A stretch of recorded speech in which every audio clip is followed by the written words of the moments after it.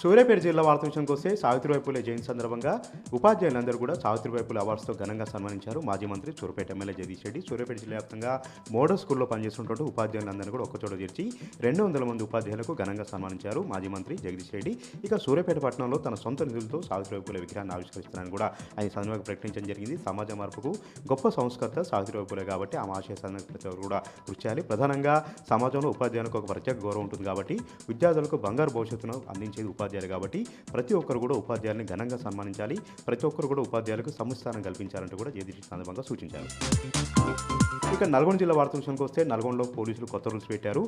No helmet no petrol పేరుతో వినూత్న కార్యక్రమాన్ని కూడా శ్రీకారం చుట్టారు. రోడ్డు భద్రతా వారోత్సవం సందర్భంగా ప్రతి ఒక్కరు కూడా హెల్మెట్ ధరించేలాగా ప్రయోగాత్మకంగా నల్గొండ జిల్లా వ్యాప్తంగా అన్ని పెట్రోల్ బంక్ యజమానులకు కూడా సర్క్యులర్ కూడా జారీ చేయడం జరిగింది.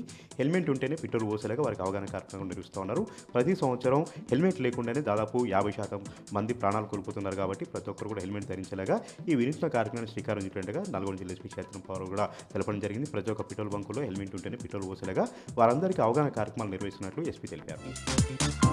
ఇక నల్గొండ జిల్లా సంబంధించి మరొక వార్త.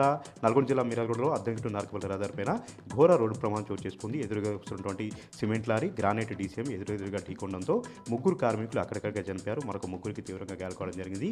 గుంటూరు నుంచి విజయవాడ వెళ్తున్నటువంటి డీసీఎం అదేవిధంగా హైదరాబాద్ నుంచి గుంటూరు వెళ్తున్నటువంటి కంటైనర్ లారీ ఎదురెదురుగా చూసుకోకుండా పొగమంచు కారణంగా అవి రెండు కూడా ఎదురెదురుగా ఢీకొనడంతో ఈ ప్రమాదం జరిగింది కూడా పోలీసులు ప్రాథమికంగా చెప్తా ఉన్నారు.